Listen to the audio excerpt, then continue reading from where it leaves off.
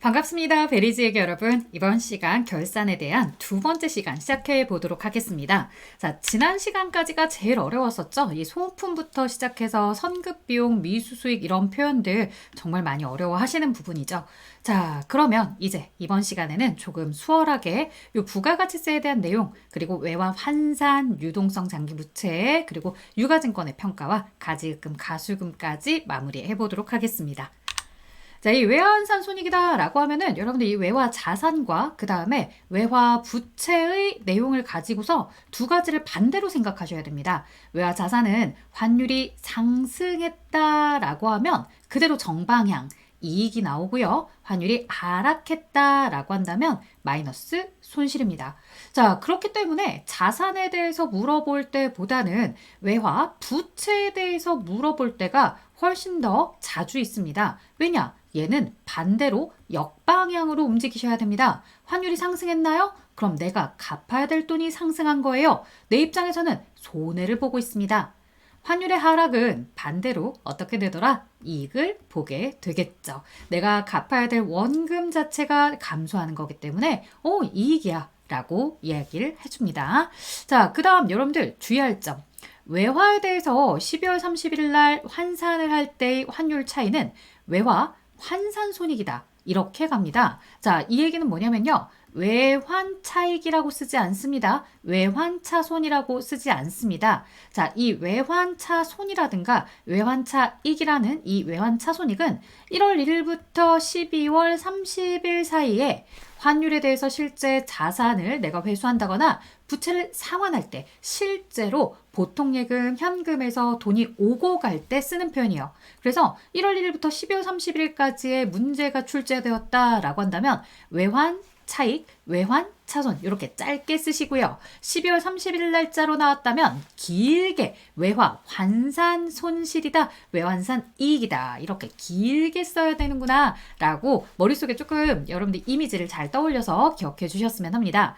자, 시험에 나왔던 거 외화에 대한 이런 부채들을요 꼭 외화장기 차입금 쓰지 않고요. 그냥 외상매입금이다 라고 표현할 수도 있습니다. 여기에다가 다만 환율을 달러로 이렇게 이제 제시를 해주는 거죠. 그럼 이제 외화금액에 환율이 제시가 되니까 환산하라는 얘기구나, 외화 부채구나 라고 여러분들이 알게 되겠고요. 자, 외상매입금에 대해서 이렇게 외환산 이익을 쓰게 되었다는 건 뭘까요? 부채에 대한 환율이 떨어졌구나. 그래서 내가 이익을 받구나. 자, 이런 경우 생각해 볼 수 있습니다. 내가 원재료를 외상으로 매입했어요. 이 원재료 외상으로 매입할 때 1달러치, 즉 1,000원에 내가 만약에 외상으로 매입을 했었다더라.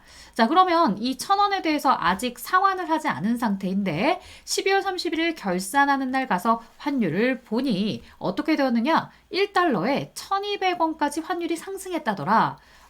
그러면 내가 갚아야 될 원금에 대해서 상승을 하게 되면 나는 손해를 보는 거고, 자, 반대로 내가 지금 갚지는 않지만 환율이 900원으로 떨어졌더라 라고 한다면 내가 갚아야 될 외상값이 1,000원에서 900원으로 100원만큼 하락을 했구나.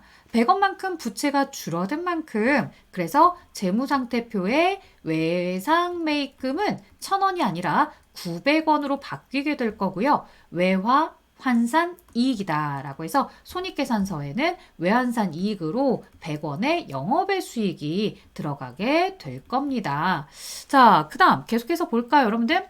앞에서 1,200원에 대한 예시도 한번 들어드렸었는데요. 자, 내가 외상으로 매입했던 돈이 1,000원이었어요. 그런데 1,200원으로 환율이 상승했다고요? 자, 환율이 상승한 200원어치만큼 갚아야 될 원금이 상승한 거예요. 그렇기 때문에 외화, 환산, 손실이다. 이렇게 표현을 해주셔야 됩니다. 자, 자산은 정방향이라고 했어요. 그럼 자산의 경우는 뭐였을까요? 단기 대여금에 대해서 외환산 이익을 계산했다라는 거는 내가 돈을 빌려줄 때 예를 들어 1,000원이었다. 그리고 대여금이었고 이와 관련해서 환율이 900원일 때일까요? 1,200원일 때일까요? 맞아요. 1,200원으로 환율이 200원 상승했다. 내 자산의 200원 상승으로 외환산 이익이 되는 거래인 겁니다. 자, 이렇게 보시면 되겠고요. 반대로 환율이 떨어졌다면 외환산 손실이 됐을 거예요. 자산은 환율의 상승일 때 이익이고 하락일 때 손실이라서 사실 어렵지 않아요. 근데 부채들을 하실 때 많이들 헷갈려 하시더라고요. 자, 부채 볼까요? 지금 보시면요. 외상 매입금이 300만 원이다 라고 되어 있고 2,500달러다 라고 되어 있어요. 그렇다면 결산일 적용 현재 환율이 보시다시피 1,150원이다 라고 합니다. 자, 여러분들 보조 프로그램의 계산기 말고요. 사실은 여러분들 실물 계산기를 가지고서 시험장에 가셨을 거예요. 저는 여러분들께 같이 보기 위해서 보조 프로그램에다가 쓰여서 보여드리지만 실제 시험장에서는 그러시면 안 됩니다. 자, 287만 5천 원으로 지금 현재 외상으로 매입했을 때 기록했던 300만 원에서 2875,000으로 금액이 12만 5천 원 하락합니다. 자, 환율의 하락이죠. 환율의 하락은 내가 갚을 부채의 원금의 감소입니다. 부채의 감소, 차변, 대변의 외화 환산 이익이라고 이렇게 써주시면 되겠습니다. 자, 혹은 이렇게 푸는 친구들도 있어요. 300만 원에 대해서 나누기 2,500달러다라고 하면 1,200원이 됩니다. 아, 환율이 이 1,200원짜리가 1,150원으로 떨어지게 됩니다. 1,200원짜리가 1,150원으로 이렇게 떨어지게 된다면 여러분들 어때요? 아, 내가 갚을 원금이 50원씩 줄어드는구나. 50원씩 2,500달러니까 12만 5천 원이 내가 갚을 원금이 12만 5천 원 줄어드는 거야 라고 생각해 볼 수 있겠죠? 자, 그래서 외상 매입금이라는 지금 부채의 감소 그리고 대변의 외환산 이익이었습니다. 자, 지금 여기도 마찬가지인데요. 계정에 조심해야 되겠죠. 외화 장기 차입금 이렇게 표현을 했으니 외화 장기 차입금이라는 계정이 등록이 되어 있을 거고요. 거래처 써주고 있습니다. 자, 보시는 것처럼 3,600에 대해서 여기 1,150원이다 라고 환율로 평가하는 걸 보여주고 있습니다. 자, 3만 달러였다고 하네요. 그렇다면 3,450만 원으로 지금 환율이 떨어져서 3,600짜리가 3,450으로 줄어들었어요. 얼마만큼? 150만큼 이렇게 줄어들었습니다. 그래서 줄어드는 만큼 부채의 감소는 나한테 이익을 가져다 주고 있습니다.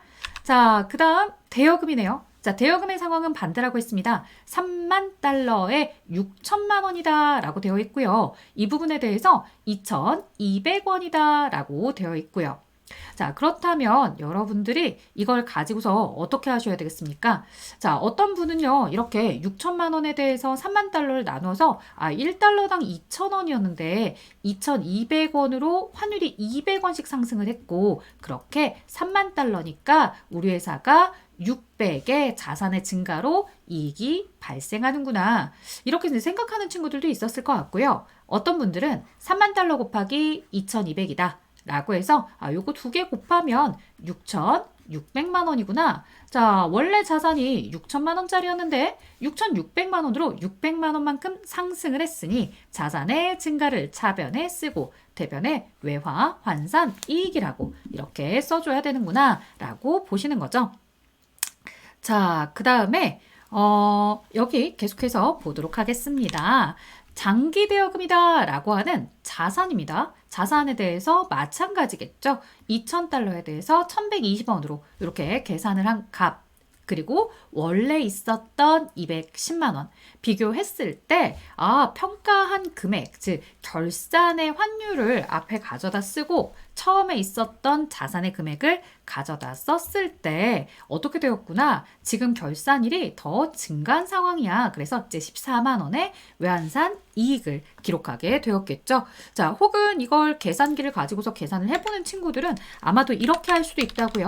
210만 원 나누기 2,000달러 이렇게 하시면 이제 1,050원이 있죠. 이 1,050원짜리 그리고 얼마였더라? 원래 자산과 관련해서 1,050원이었다면 지금 현재 1,120원으로 환율이 70원씩 상승을 합니다.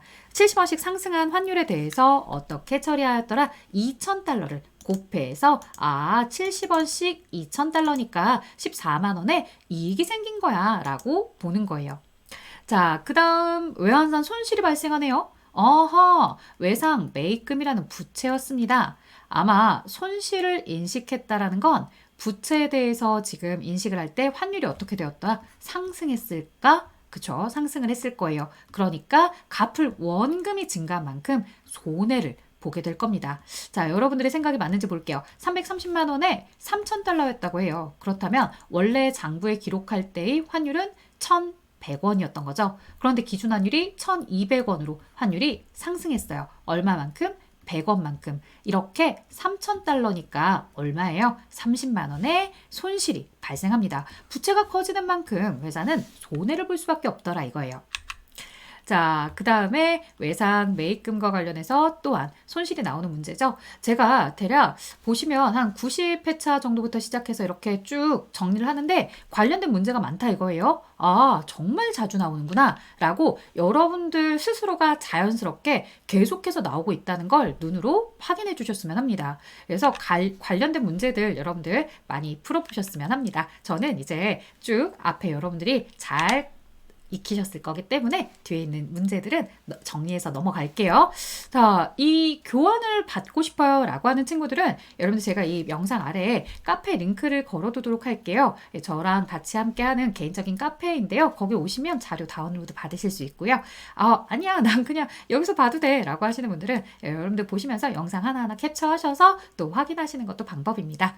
자, 그 다음 가보도록 할게요. 수동결산의 유동성 장기부채입니다. 이 내용은 따로 강의도 만들어 드렸었어요. 뭐냐? 오늘 저녁에 삼겹살 먹을래? 라고 하면서 여러분들께 알려드렸던 건데요. 자, 우리가 집에 냉장고에 냉동실과 냉장실이 있다고 한다면 냉동실에 꽁꽁 얼려둔 삼겹살을 오늘 저녁에 먹고 싶어요. 해동을 시키는 작업이 필요합니다. 갑자기 냉동실에 있던 걸 꺼내서 먹으려면 어때요, 여러분들? 한 번씩 이거 해동시키느라 고생했던 기억들 나시죠? 자, 미리 준비를 해야 돼요. 마찬가지로요, 비유동 부채에 있었던 부채들이요, 이제 12월 31일 기준으로 바로 내년에 갚아야 된다고 합니다. 그러면 유동성 대체를 하는 거죠. 곧 갚아야 돼 라고 서로에게 시그널을 주는 거예요. 그럼 어떻게 해야 되겠어요? 우리가 가지고 있던 장기 차입금이다 라고 하는 걸 대변해 두셨다고 한다면 내년에 갚아야 된대. 그럼 비유동 부채 자리 냉동실에서 꺼내. 어디로? 차변으로. 그리고 대변에는 뭐라고 불러야 되겠어요? 다시 냉장실 안에 유동성이라는 단어를 넣어서 유동성 장기부채야 라고 써주셔야 됩니다. 양쪽에 거래처 쓰는 거 절대 놓치시면 안 되겠죠? 꼭 반드시 기억해 주세요. 자, 그럼 가겠습니다. 1,500만 원짜리에 대해서 이제 상환 예정 일자를 보게 되는데요. 여러분들 이 문제 제가 연도를 살짝 수정을 한 거예요. 그래서 언제 회계연도로 보자고 한 거냐면 24년도 회계연도로 보자고 한 겁니다. 그래서 24년도 기준으로 내년도에 상환을 해야 된다라고 했다면 25년도에 이제 여러분들이 상환해야 될 거 바로 이 2,500만 원만 유동성 대체를 합니다. 이 1,500은 아직 때가 되지 않았다는 거죠. 아직은 비유동 부채 자리에 있어도 돼. 장기차입금 2만 요것만 유동성 대체를 해주는 거야 라고 해서 한일물산에 대해서만 장기차입금을 차변해 대변에 유동성 장기부채 이렇게 진행을 했습니다. 자, 시험 문제에 자료가 2개가 제시가 되었다고 해서 둘 다 내가 다 해야 된다는 생각하지 마시고요. 오히려 둘 중에 하나만 대상이 될 수 있기 때문에 이 상환 예정 일자를 꼭 반드시 체크해 봐야겠다고 여러분들 정리하시면 좋겠습니다. 자, 그 다음 계속해서 볼게요. 내년에 만기가 도래합니다 라고 했어요. 모두 다 채권을 다 처리하는 게 아니라 그 중에 내년에 만기가 도래하는 거 그 내용에 대해서만 여러분들이 차변의 장기차입금, 대변의 유동성 장기부채다라고 해서 유동부채의 내용을 담아주는 거죠. 양쪽에 거래처 써줬고요. 여러분들께 요 3천 연장할 계획이 없어 내년에 갚을 유동부채야 라고 확실하게 마지막 멘트를 넣어준 겁니다. 자, 장기차입금 5천에 대해서 1년 이내에 도래할 것으로 확인이 되었기 때문에 유동성 대체를 하라는 표현이었습니다. 차변의 장기차입금, 대변의 유동성 장기부채. 양쪽에 거래처 쓰는 거 잊지 않고 잘 써준 거 보이시죠?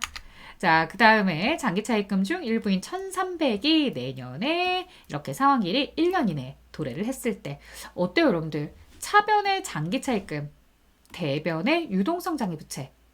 지금 회계 1급에서 나왔던 문제들은 차변의 장기차입금, 대변의 유동성 장기부채 이렇게 되어 있습니다. 제가 이 내용을 설명드리는 이유는요. 나중에 세무 2급에 가면 얘들이 또 역으로 방향이 바뀌어서 2년 더 연장했습니다 라고 나오기도 합니다. 그런데 이건 세무 2급 단계에서 물어봐야지라고 킵해두고 있어요.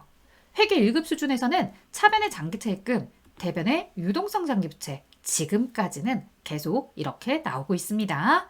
그러니 나중에 가서 차대변을 헷갈렸어요 이렇게 얘기하지 마시고요. 자, 아까 제가 24년도 회계연도로 맞추어서 자료를 만들었었습니다 라고 했죠. 사실 지금 제가 촬영하는 시기가 25년도고 업로드가 25년도에 될 거라서 이거 뭐야 라고 생각할 수 있어서 계속 설명을 드렸습니다. 자, 24년도 회계연도를 기준으로 내년도에 상환을 해야 되기 때문에 차변의 장기차입금, 대변의 유동성 장기부채, 이렇게 내용들 구조 똑같이 굉장히 여러 번 나왔다는 걸 또 알 수 있죠. 사실상 어려웠던 건 1교시가 어려웠지만 이 지금 하고 있는 2차시 수업도 여러분들께는 굉장히 중요한 내용입니다. 자, 그리고 부가세에 대해서 우리가 대변에 제품을 매출해요. 그리고 부가가치세, 예수금을 써요. 자, 뭐 외상이든 현금이든 이렇게 매출할 때마다 매출세액은 대변에 기록이 되고요. 차변에 원재료가 들어와요. 부가가치세, 대급금은 차변에 쌓여요. 그렇기 때문에 이렇게 매입할 때 대급금은 차변에 있었겠구나. 자, 하지만 잘 아시는 것처럼 1기 예정에 대한 마지막 날짜 3월 31일, 1기 확정 6월 30일, 2기 예정 9월 30일, 그리고 마지막 2기 확정 12월 31일 날짜로 우리는 각각의 매출세액과 대변에 있었던 매출세액 차변으로, 차변에 있었던 매입세액 대변으로 이렇게 정리를 해주면서 가번의 매출세액에서 나번의 매입세액을 차감한 나머지 납부세액에 대해서 미지급 세금이다. 이렇게 표현을 하죠. 자, 매출세액이 100이었고 매입세액이 70이었더라. 30을 납부해라. 이렇게 이제 되는 거였고 매출세액이 100이었고 매입세액이 예를 들어서 120이었다. 환급을 받아야 되는구나. 환급을 받아야 될 때는 미수금으로 이렇게 써준다고 보시면 됩니다.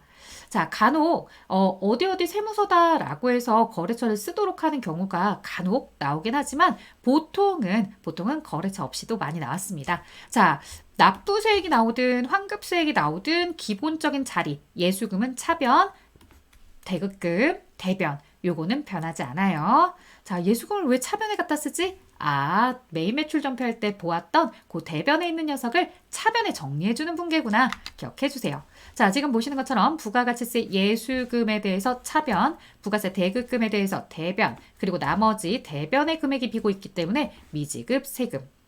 자, 그 다음에 계속해서 불러오는 자료를 무시하라는 건 부가세 신고서를 가실 필요가 없습니다. 그대로 문제에 제시된 부가세 예수금 차변, 대급금에 대해서 대변, 그리고 나머지가 미지급 세금. 자, 그 다음에 환급세액을 미수금으로 처리한다라고 해서 마이너스 환급이 나올 때도 있었습니다. 지금 보시다시피 매출세액은 1,400인데 매입세액은 2,200으로 매입세액 쪽이 더 컸습니다. 따라서 차변에 비는 금액이 미수금이 되었고요. 이때 보시다시피 따로 별도로 거래처를 써주지 않았어요. 문제 안에 세무서 어딘지 언급이 되어 있지 않았습니다. 거래처 없이 쓰시는 거 맞아요. 자, 같은 방식으로 매출세액 가져다 쓰고 대급금 쓰고 나머지 환급에 대해서 미수금 차변에 기록을 해주겠죠. 뭐 보다 보니까 똑같은 내용이야. 이렇게 보니까 헷갈릴 이유가 없었구나. 내가 한 문제씩 다 다르게 보고 있어서 어려웠지 관련된 문제를 이렇게 쭉 갔다가 보니까 하나도 어렵지 않을 거예요. 자, 단기매매증권과 매도가능증권인데요. 실제로 이제 단기매매증권이 거의 주를 많이 이루고 있고요. 간혹 매도가능증권 나오는데 나올 때 많이 어려워하세요. 자, 왜냐? 단기매매증권 평가손실은 손익계산서의 영업의 비용, 그 다음에 단기매매증권 평가이익은 손익계산서의 영업의 수익 이렇게 되기 때문에 얘들은 간편해요. 얘들은 바로 직전에 혹은 내가 취득을 했을 때 내가 마지막으로 장부에 적어놓았던 가격과 지금 기말의 공정가치만 비교해서 가격이 올랐으면 이익이야. 가격이 떨어졌으면 손실이야. 이렇게 보면 되거든요. 자, 그런데 매도가능증권은 아니에요. 매도가능증권 평가 손실이나 이 매도가능증권 평가 이익과 관련해서 자, 공정가치가 떨어졌다고 하지만 매도가능증권 평가이익이 먼저 있었다면 요거 자본에 들어가는 내용이기 때문에 자본의 기타 포괄손익 누계액에 있던 매도가능증권 평가이익을 1순위로 먼저 정리를 해줘야 돼요. 여기서 정리로서 매도가능증권의 하락을 모두 정리를 했다면 사실상 손실 계정이 나오지 않을 수도 있어요. 그런데 만약에 매도가능증권이 100이 다운됐는데 내가 가지고 있던 매도 가능 증권 평가 이익이 70 있더라. 70을 상계 처리했는데도 나머지 부족하면 그때서 손실을 인식하도록 이렇게 순서가 적힙니다. 자, 반대의 경우도 있겠죠. 매도 가능 증권의 가치가 상승을 했대요. 가치가 상승을 했을 때 무조건 평가 이익을 쓰는 것이 아니라 일단 반대 계정인 상대편 계정인 평가 손실이 있었는지를 먼저 살피고 손실이 있었다면 그 손실을 먼저 가져다 쓰고 만약에 부족하다면 그때만 나머지 차액을 이익으로 이렇게 인식하도록 하는 겁니다. 이런 구조들을 여러분들이 잘 기억하시면 좋겠어요. 자, 단기 시세 차익을 목적으로 취득한 주식에 대한 내용이 언급이 되어 있습니다. 단기 시세 차익 목적은 단기 매매 증권이고요. 이렇게 취득한 상황과 공정가액의 비교를 해보셔서 1,500의 차이가 나는구나. 1,500이 자산의 감소 그리고 평가 손실이 기록이 됩니다. 자, 단기 시세 차익을 목적으로 시장성 있는 유가증권 7,500의 취득, 지금 현재 시가가 7,300. 취득했던 가격에서 7,300으로 가격이 200 떨어졌다. 대변의 자산의 감소, 차변의 평가 손실. 단기 매매 증권은 단순해요. 단순해서 단기 매매 증권은 아니지만 자, 5,600에서 5,400으로 200 떨어졌죠? 단기 매매 목적, 대변의 단기 매매 증권, 차변의 평가 손실 이렇게 처리가 되었습니다. 자, 그 다음에 1,000만 원에 취득을 했지만 1,250으로 가치가 상승했죠. 여기서 단기 시세 차익을 목적으로 하고 있고 시장성이 있다고 하니까 단기 매매 증권이구나 라고 힌트를 얻으시고 250 상승 평가 이익이죠. 자, 그런데 여기 보겠습니다. 조심하세요. 장기 투자 목적입니다. 단기 목적이 아니네. 자, 그리고 또 하나. 매도 가능 증권에 대해서는요. 반드시 코드번호 투자자산 코드 쓰셔야 돼요. 178. 두 개가 나오면 두 번째 거 쓰는 거예요. 자, 취득원가 3,000에서 3,200으로 여기에 평가이익 200이 생겼을 겁니다. 이 녀석은 재무상태표에 자본의 기타 포괄손익 누계액으로 매도 가능 증권 평가이익이 아직 남아있어요. 자, 여기서 3,200에서 2,800으로 마이너스 400이 떨어집니다. 즉, 매도 가능 증권 자산의 가치가 400 감소했죠. 그런데 여기서 조심. 자, 똑같이 200이어도 누구를 먼저 가져다 썼던 거냐면 평가 이익 있었던 거. 요거 먼저 상계 처리해 준 거고요. 그리고 부족한 나머지가 매도 가능 증권 평가 손실이 된 겁니다. 이때 주의할 점 하나 얘기해 보자고 한다면 여러분들 검산을 좀 해주시는데요. 취득했던 가격이랑 당해년도 말 공정가액을 보시면 결국에는 마이너스 200인 거구나. 결국에는 평가 이익은 이제 이렇게 사라지고 손실 마이너스 200만 남게 되겠구나. 어디에? 재무상태표 자본의 기타 포괄손익 누계액 쪽으로 자본의 차감 성격으로 들어가 있을 거예요. 자, 이제 가지급금 가수금입니다. 임시로 사용하는 계정이기 때문에요. 여러분들이 결산 때는 꼭 정리를 해주셔야 되는데요. 이때 자주 나오는 내용은요. 외상값 받은 것과 그 다음에 뭐 예를 들어서 선수금 받은 거 혹은 자비익에 대한 부분들을 우리가 놓쳤었더라 라고 이제 얘기를 하는 거고 가지급금도 뭐 내가 지급했던 돈이 뭐에 나갔는지 뭔지 뭐 때문에 부족한지를 몰랐는데 가지급금이 알고 보니까 외상매입금 갚은 거랑 잡손실의 상황이구나 이렇게 볼 수 있습니다. 사실 외상매입금 말고 뭐 여비교통비든 어떤 비용이든 여러 가지 나올 수 있고요. 자비익이 아니라 뭐 계약금 받았다 그러면 선수금이 될 수도 있으니까요. 그때 여러분들이 잘 수정을 해주셔야 되겠고 자, 가수금에는 거래처 쓰는 일 거의 없어요. 누구한테 받았는지 모르는 거니까. 근데 이제 외상 매출금과 관련해서는 이렇게 쓰고 있습니다. 자, 가지급금에 거래처 쓸 수 있고 외상매입금 쓸 수 있습니다. 지금 보시다시피 가수금으로 처리했던 내용들에 대해서 외상 매출금 회수한 거 나머지는 원인을 알 수 없어요. 자, 그 다음에 가지급금과 관련해서 255만 원이고 250은 외상매입금 상환했던 거랑 나머지 알 수 없어서 잡손실 처리되었어요.